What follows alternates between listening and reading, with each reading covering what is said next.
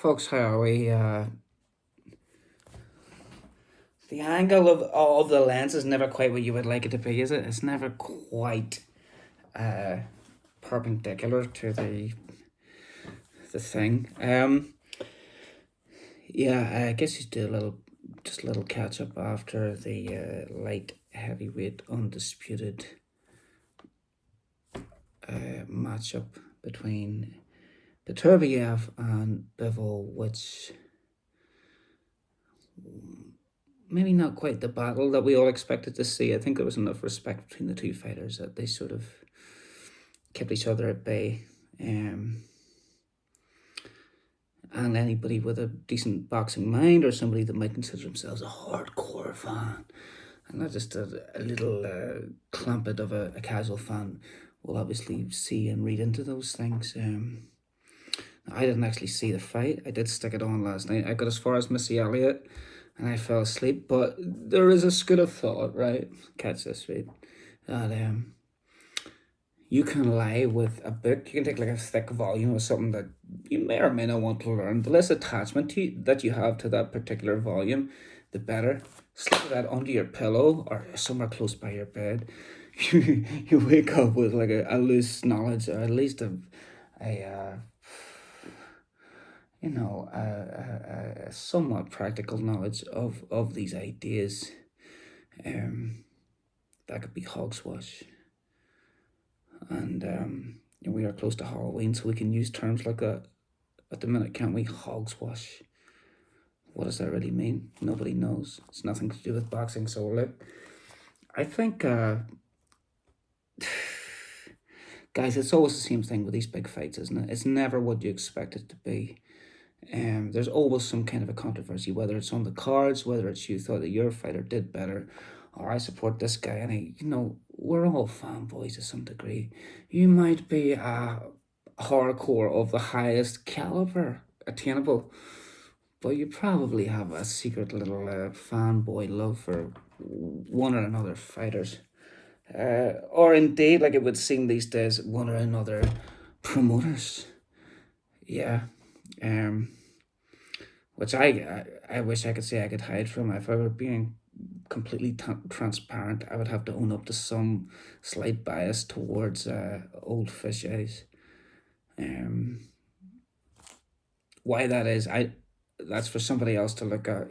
Somebody who specializes and all that stuff. Yeah, but it was good to see. One particular breakdown that I enjoyed after the fight was the George Groves breakdown, man, because he actually like got in the zone to show some of us on-screen YouTube boxing nerds a little bit of boxing knowledge, which is quite good to see. I mean, sometimes you get it from old you get you get it from the Cobra every once in a while.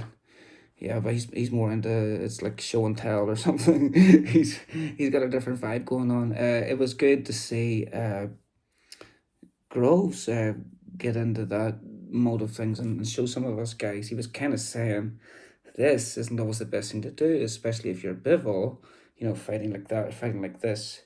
That classic European sort of stance, I suppose.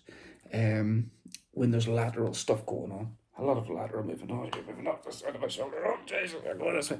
So, obviously, Beterbiev, some of the little angles and short steps that he cuts is like, will force you into some of that. We didn't see as much of that as what one might have expected to. I think Beterbiev probably showed more respect to Bivol than most people expected. Maybe it was an age thing. God knows. But it was a good thing that Gross pointed out, because basically he was saying, like, if you fight with your shoulder there, it doesn't have to be fully committed to a Philly shell. Um, you get the bladed stance. It's like, where do you throw the jab from, right? My left hand's by my side. Do I have it tucked in here, down here? So it's like, can I just flap it up like that? It's like, we need more information. We need more information from the Saint George Groves. Hopefully we'll get to see some more of that. It is nice to get that stuff directly from the fighters rather than coaches and stuff, guys that have actually been in there and been in the ring. And these guys love to talk boxing, I think for the most part, but it's how much are they willing to give us the viewers on screen.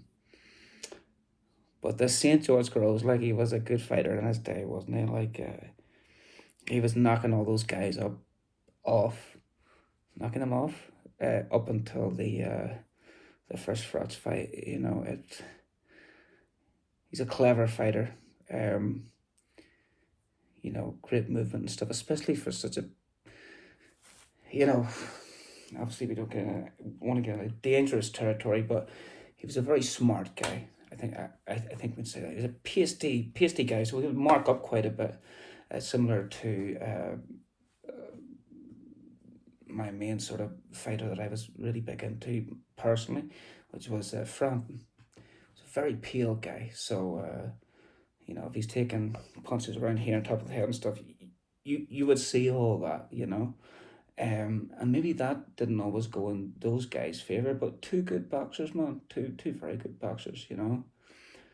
Um, to an extent that I personally probably don't understand, but I do appreciate that.